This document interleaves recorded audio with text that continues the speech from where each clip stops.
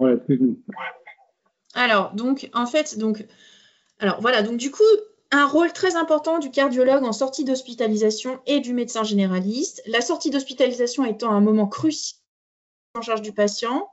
Et ceci est accompagné donc par une note de l'HAS qui date un peu, mais dont on peut toujours s'inspirer. Diapositive suivante.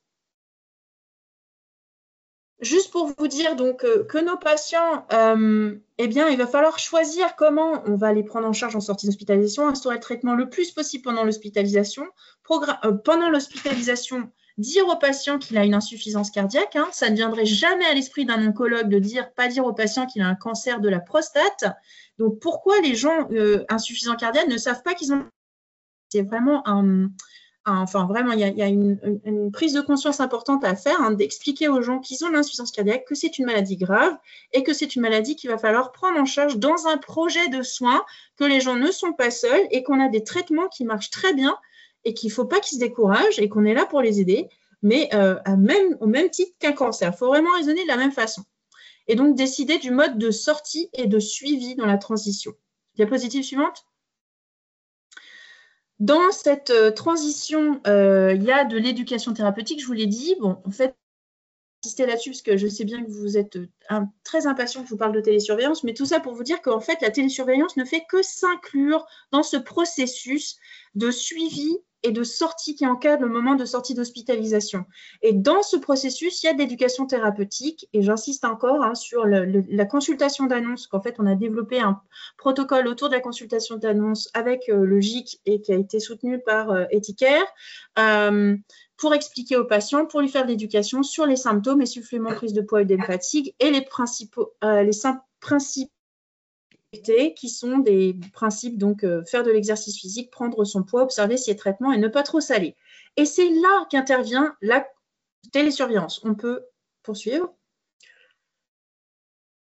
Alors, oui, parce que en fait, la problématique, c'est d'éviter la phase cruciale, phase de transition, qui dure 3 mois, où le patient risque d'être hospitalisé. Hein. Donc, en fait, une fois qu'on a passé ces 3 mois, on est un peu tranquille, mais finalement, il faut trouver la meilleure façon de...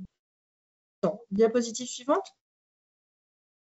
Et donc, on a pas mal d'aides pour prendre en charge. Diapositive suivante.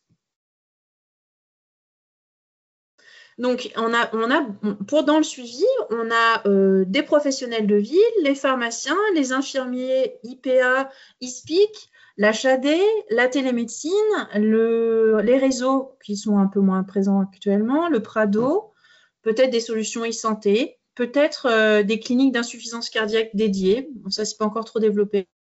Autour du patient, des associations de patients. Diapositive suivante. Donc, on va parler maintenant de cette fameuse télésurveillance. Alors, la télésurveillance, elle est apparue dans les recommandations OSC 2021 avec pour ce qui est de la télésurveillance non invasive, diapositive suivante. Pour ce qui est de la télésurveillance non invasive, comme une aide à la prise en charge du patient pour réduire les hospitalisations et la mortalité cardiovasculaire avec un niveau de classe 2BB. Pour ce qui est de la télésurveillance invasive, donc en fait c'est le système CardioMEMS, eh bien en fait elle a elle aussi un niveau de preuve de bébé, mais bon, c'est pas tout à fait le même type de dispositif comme vous le savez. On va suivre. Suivante.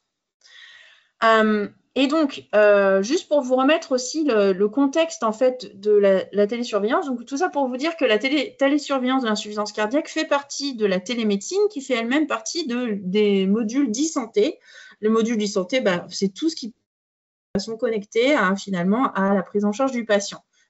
Vraiment, ça peut toucher énormément de paramètres, à la fois des applications, des systèmes où le patient va renseigner, par exemple, son espace santé sur sa carte vitale.